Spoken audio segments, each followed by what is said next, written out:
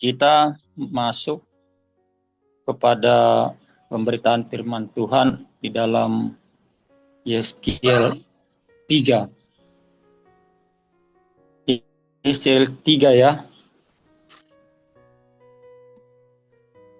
Kita akan membaca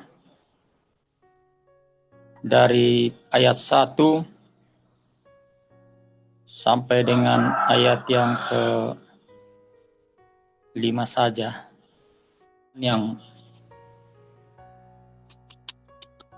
di dalam Yeskiel 3 ini perlu kita bahas ya secara singkat, karena kebetulan waktunya juga singkat, tapi tidak akan mengurangi makna penyampaian firman secara keseluruhan, walaupun secara singkat. Firman-Nya kepadaku, hai anak manusia, makanlah apa yang engkau lihat di sini, makanlah gulungan kitab ini dan pergilah berbicaralah kepada kaum Israel. Nah, hal ini dikatakan kepada Yeskiel supaya dia tidak ragu-ragu, tapi ada keberanian untuk menyampaikan firman Tuhan. Dikatakan bahwa dia kemudian membuka mulutnya dan diberikannya gulungan kitab itu memakan. Nah itu, jadi dia memakan gulungan kitab itu. Lalu firman-Nya kepadaku, hai anak manusia, makanlah gulungan kitab yang kuberikan ini kepadamu dan isilah perutmu dengan itu. Lalu aku memakannya dan rasanya manis seperti madu dalam mulutku. Jadi sesungguhnya firman ini sebenarnya manis ya.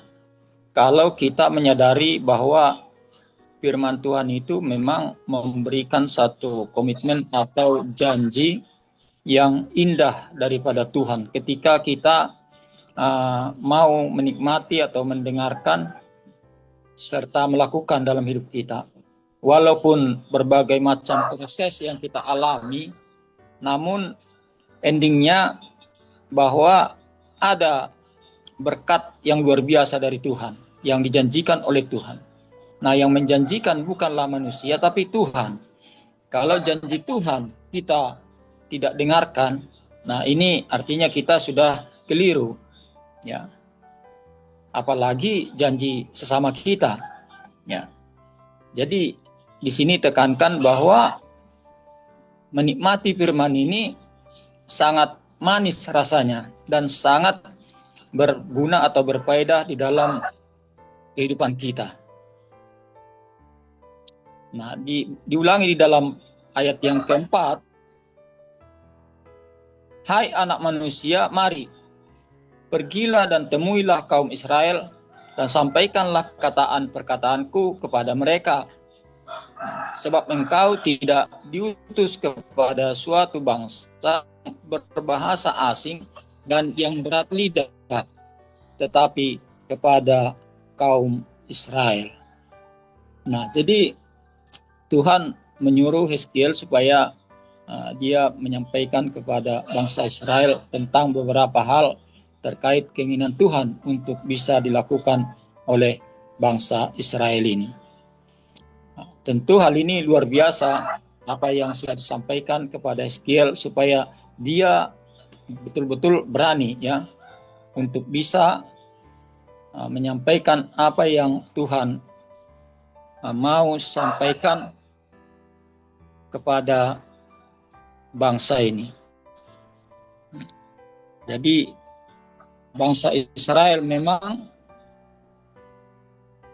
orang yang bebal ya, suku atau bangsa yang memang tegar tengkuk, seperti yang kita bahas dari awal bahwa bangsa Israel ini memang sangat luar biasa, tapi luar biasanya bukan hal positif tapi hal negatif.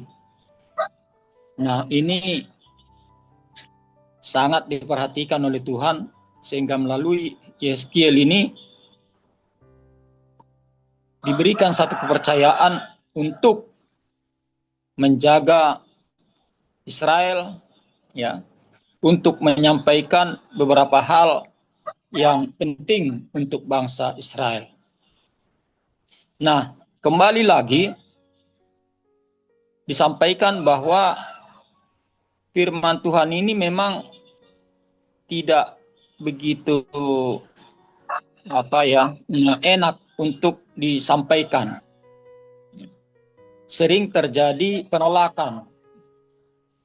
Namun di dalam firman Tuhan juga dikatakan bahwa sebenarnya manis ya. Dan Yeskiel sudah mengatakan bahwa tadi kita lihat di ayat awal, memang firman Tuhan itu manis katanya. Jadi secara eksplisit memang Yeskiel harus betul-betul memiliki tanggung jawab atas apa yang disampaikan oleh Tuhan atau diharapkan oleh Tuhan kepada dia untuk menyampaikan firman Tuhan ini. Jadi walaupun mungkin di dalam prosesnya dia sudah merasakan betapa sulitnya menyampaikan firman ini, tapi kenyataannya dia berkata manis ya. Tentu hal ini karena dia sudah mengalami ya. Jadi betapa firman Tuhan itu memang endingnya manis dan dia merasakan itu.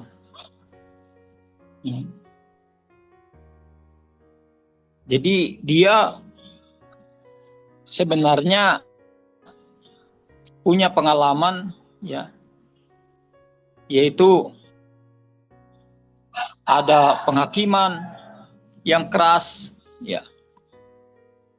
Nah, gulungan itu terasa manis di mulutnya karena itu adalah firman Allah dan menjadi juru bicaranya adalah hak istimewa yang membawa sukacita rohani.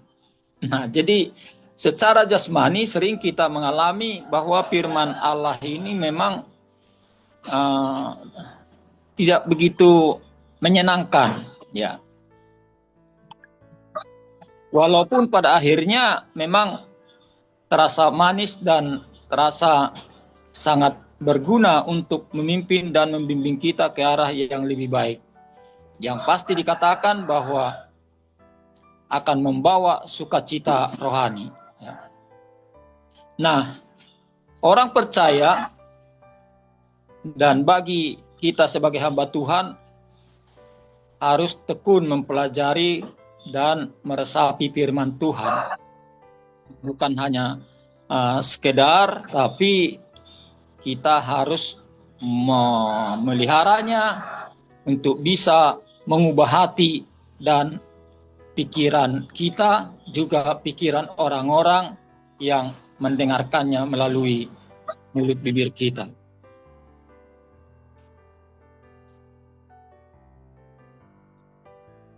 Satu hal lagi yang penting adalah tentang bagaimana keteguhan hati kita di hadapan umat yang keras kepala.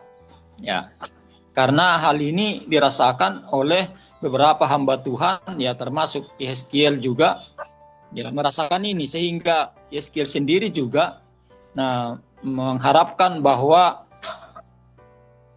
umat Israel yang keras kepala dan keras hati ini bisa dirubah hatinya. Ya.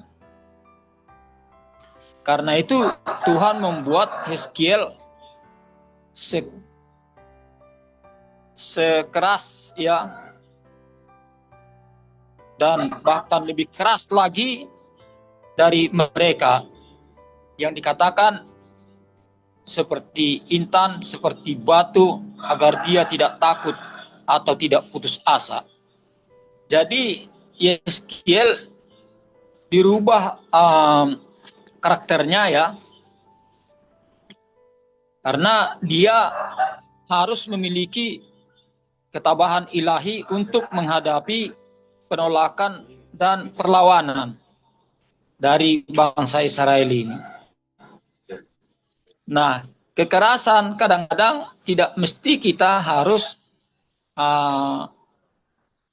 keras seperti batu, tapi dikatakan di sini kita harus bisa mengalah dan bisa lembut ya. Nah, kita harus bersabar. Nah, itu caranya. Jadi ketika ada yang keras, yang menolak, tapi kita mesti harus bersabar. Nah, kemudian dalam memberitakan Injil juga atau hidup dalam kebenaran di dunia ini, kita akan tetap tabah menghadapi, ya, karena banyak memang oknum atau bahkan saudara-saudara kita yang belum percaya menolak kebenaran itu. Nah, di situ kita harus memohon hikmat kepada Tuhan seperti apa yang dialami oleh Hizkiel, bahwa dia harus betul-betul sabar menghadapi orang-orang yang menolak tentang kebenaran. Kita harus mengandalkan kekuatan Tuhan untuk memiliki hati yang teguh dan tidak mudah goyah.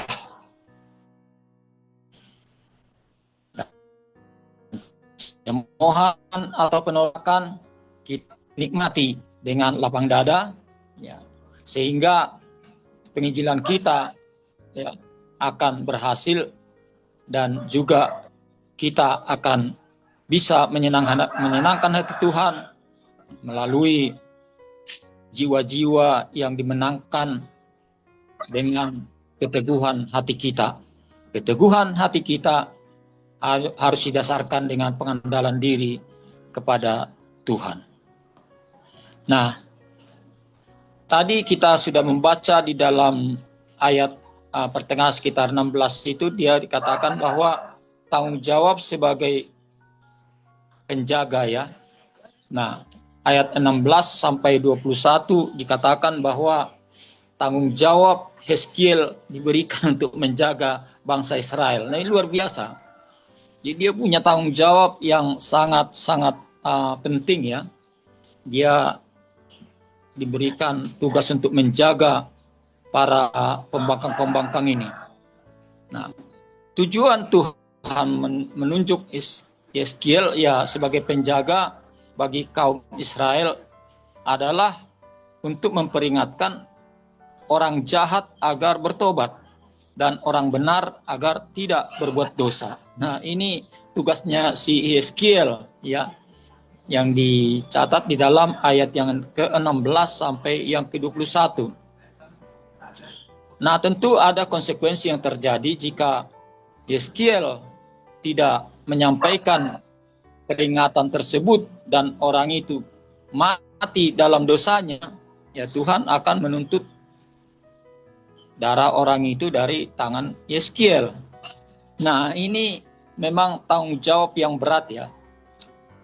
Jadi demikian juga kita para hamba Tuhan, para anak-anak Tuhan, tentu tidak memberikan kesempatan kepada orang-orang yang belum mengenal Tuhan untuk terus mereka tinggal dalam ketidakbenaran. Kita harus memburu dan memburu setiap ketemu dengan orang yang belum mengenal kita, menyampaikan.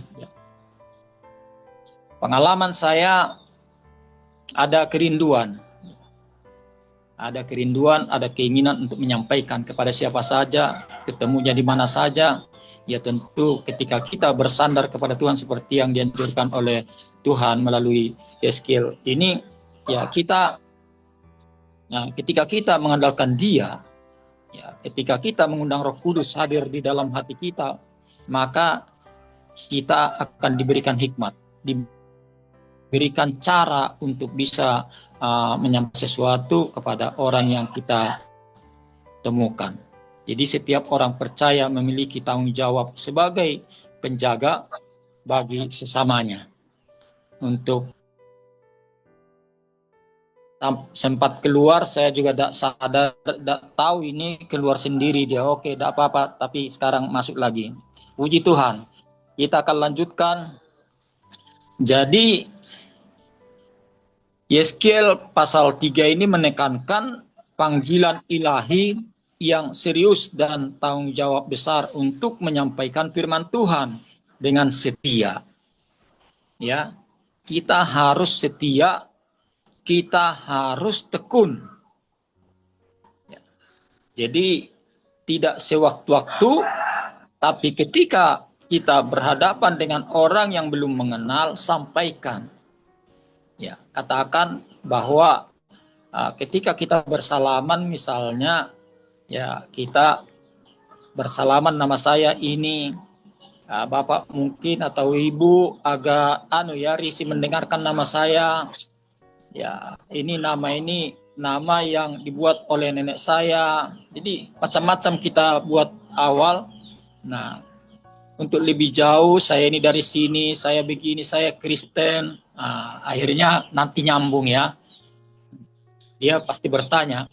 Orang itu biasanya bertanya. Jadi secara ilahi kita punya keseriusan, ya, secara rohani kita punya tanggung jawab besar untuk menyampaikan firman Tuhan dengan serius dan setia. Ini menuntut pemahaman penuh akan firman, keteguhan hati dalam menghadapi kesulitan, dan kesadaran akan tanggung jawab kita untuk memperingatkan orang lain tentang dosa dan penghakiman yang akan datang. Nah, ini sudah mulai masuk kita ke dalam kerohanian kita yang harus kita sampaikan kepada orang-orang tertentu demi keselamatan jiwa mereka dan kemuliaan Tuhan. Hal ini sangat penting buat kita, ya. Seperti apa yang dialami oleh si Yehezkiel ini, dia sebagai penjaga Israel. Kita sebagai penjaga orang-orang yang belum kenal kepada Yesus sebagai Tuhan dan Juru Selamatnya. Bagi orang-orang yang belum menerima Yesus sebagai way of life mereka, ya. Bagi orang-orang yang belum menjadi orang-orang yang memiliki sorga, atau orang-orang yang belum menjadi umat sorgawi. Walaupun kita di dunia, kita adalah orang-orang yang dikuduskan. Jadi ketika mereka belum dikuduskan, maka kita harus berupaya agar mereka menjadi orang-orang kudus atau orang-orang yang diasingkan seperti kita orang-orang yang sudah percaya.